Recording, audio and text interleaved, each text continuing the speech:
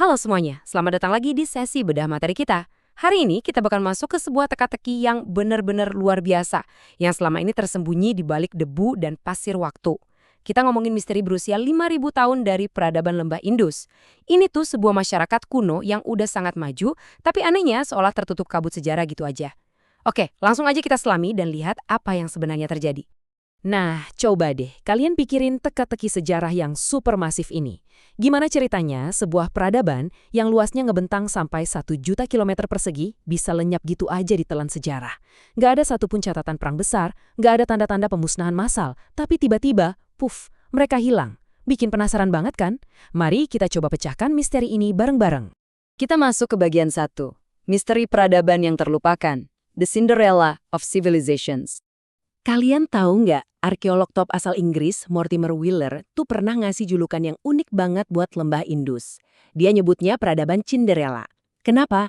Karena peradaban ini jatuhnya paling terakhir banget ditemuin kalau dibandingin sama peradaban-peradaban kuno lain yang lebih terkenal. Bayangin aja ya, baru di tahun 1920-an, pas Profesor M.S. Watts dan Adi Banerjee mulai gali Harappa dan Mohenjo-daro, penemuan ini beneran bikin dunia kaget. Para sarjana Eropa waktu itu sampai nggak percaya loh.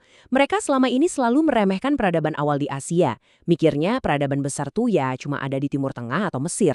Terus penemuan-penemuan selanjutnya kayak kota Pulau Dolavira di tahun 89 dan penemuan papan nama yang ikonis banget di tahun 99 itu benar-benar mendobrak semua bias Eropa tadi. Jadi, hal krusial pertama yang harus kita pahami adalah skalanya. 1 juta kilometer persegi. Gede banget.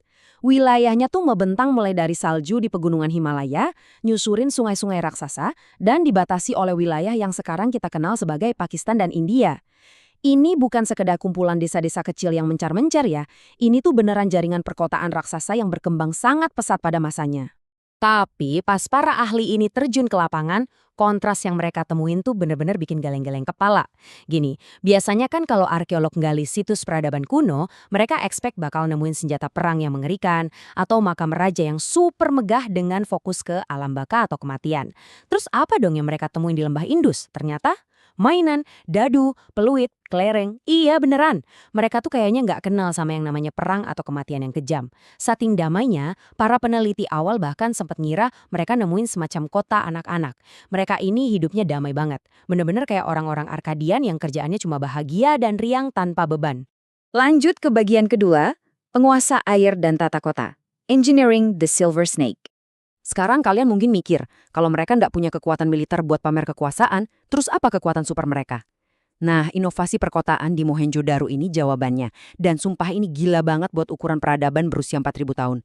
Kekuatan utama mereka ada di penguasaan mutlak atas air dan perencanaan kota yang benar-benar jenius.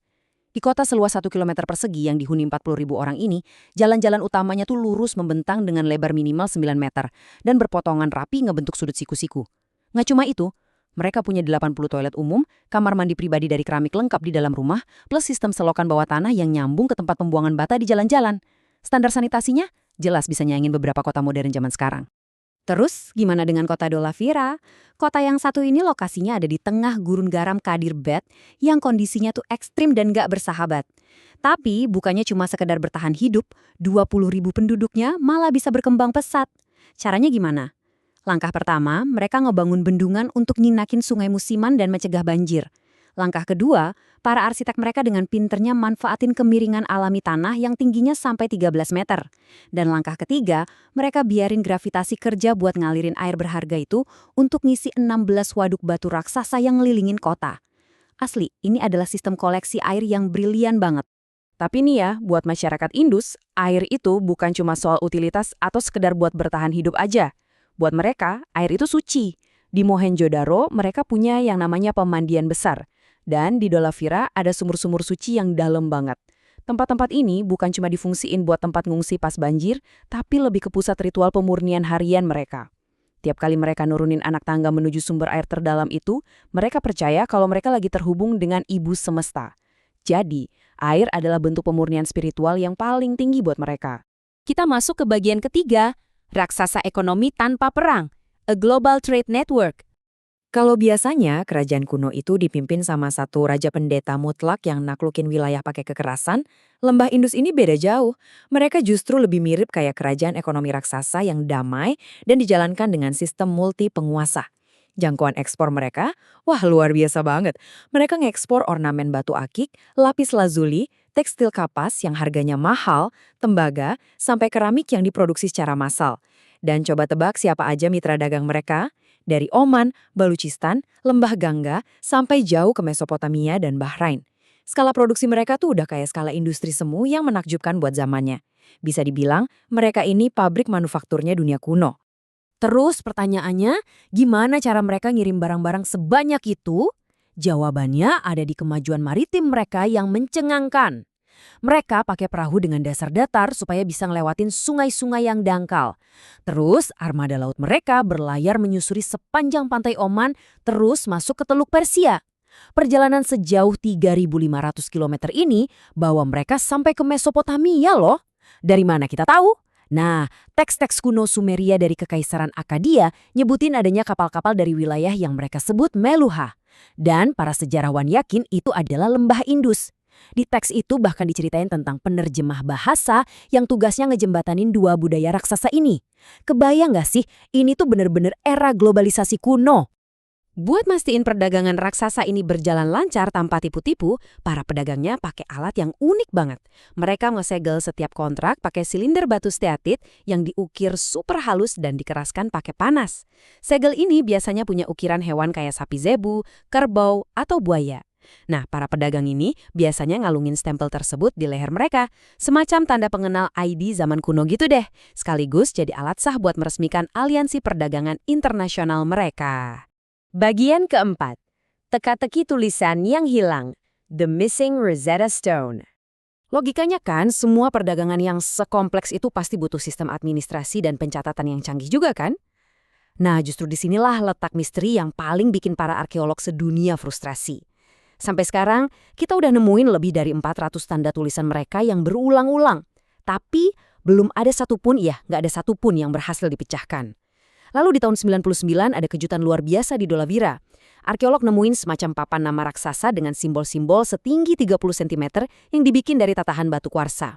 Simbol-simbol ini ditemuin jatuh dari sisa-sisa kayu yang udah lapuk di gerbang utara kota. Ini sangat mungkin adalah papan tanda kota tertua di dunia, tapi penemuan ini juga ngebuktiin satu hal yang cukup bikin sedih. Orang-orang Indus ini kemungkinan besar nulis di atas media yang gampang hancur, kayak kayu atau daun. Makanya teks-teks panjang peninggalan peradaban mereka membusuk dan hilang gitu aja di telan bumi. Meski begitu, harapan para ilmuwan belum padam kok. Seperti yang dibilang sama Dr. Alsendi dengan penuh optimisme, saya berharap suatu hari nanti kita akan menemukan dua prasasti dalam satu kuburan, lembah Indus dan Mesopotamia. Kami memecahkan masalah dalam satu kuburan. Makanya sampai detik ini perburuan masih terus berlanjut di ribuan gundukan pemakaman di Pulau Bahrain. Mereka cuma nyari satu hal, sebuah artefak dwibahasa semacam batu rosetanya peradaban Indus yang diharapkan bakal ngasih kita kunci untuk memecahkan kode bahasa kuno yang misterius ini. Kita sampai di bagian kelima, runtuhnya sang raksasa lembah, The Earth Shifts. Sayangnya, cerita masa keemasan ini pada akhirnya harus berakhir. Sekitar tahun 1800 sebelum Masehi, jalan-jalan kota yang dulunya super sibuk itu tiba-tiba kosong melompong.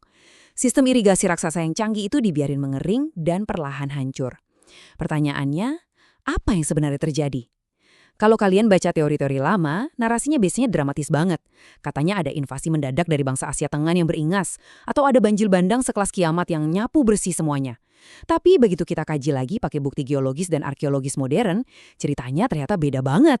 Bukti-bukti terkini nunjukin kalau gempa bumi yang sangat dahsyat bikin salah satu urat nadi utama kehidupan mereka, yaitu Sungai Gagar Hakra, bergeser arah ke timur, lari menuju lembah Sungai Gangga. Nah, tanpa pasokan air yang bisa diandalkan ini, otomatis seluruh roda ekonomi kota-kota raksasa mereka ikut ambruk. Jadi mereka tuh sebenarnya nggak mati dimusnahkan. Saat memasuki apa yang disebut era regionalisasi, peradaban besar yang awalnya bersatu padu ini mulai berpencar. Masyarakat terpaksa ninggalin kota-kota raksasa yang udah nggak bisa lagi nopang kehidupan mereka dan menyebar buat ngebangun kelompok-kelompok atau negara-negara regional yang lebih kecil dan independen. Mereka mulai putar otak dan beralih menggunakan hewan-hewan ternak baru yang lebih tahan banting kayak kuda, unta, dan keledai. Intinya, orang-orang ini tuh sebenarnya sangat tangguh. Mereka berhasil beradaptasi buat survive di tengah realitas lingkungan yang baru. Makanya, warisan mereka itu sebenarnya nggak pernah benar-benar lenyap. Warisan itu terus bertahan, diwariskan dari generasi ke generasi dengan sangat mulus. Hubungan sakral dengan air yang dulunya jadi pusat kehidupan orang-orang lembah Indus masih terus bergema kuat sampai sekarang loh. Coba aja lihat sumur-sumur tangga Adalaj yang dibangun pada abad ke-16, atau bahkan ritual pemurnian air modern yang masih dilakuin sama jutaan orang di Sungai Gangga hari ini. Itu semua adalah cerminan langsung dari praktik spiritual orang-orang Indus yang umurnya udah 5.000 tahun. Luar biasa kan? Nah, fakta ini ngebawa kita ke satu pertanyaan terakhir yang bikin merinding. Saat jutaan orang hari ini masih mandi secara religius di Sungai Gangga buat nerusin warisan leluhur mereka, kira-kira rahasia apa lagi ya dari para penguasa air kuno ini yang masih terkubur diam-diam di bawah pasir gurun sana? Lembah Indus mungkin emang sempat hilang dari buku sejarah kita untuk waktu yang lama. Tapi yang jelas, cerita mereka ini masih jauh dari kata tamat. Oke, makasih ya udah nemenin bedah materi yang super seru kali ini. Sampai ketemu lagi di eksplorasi kita selanjutnya.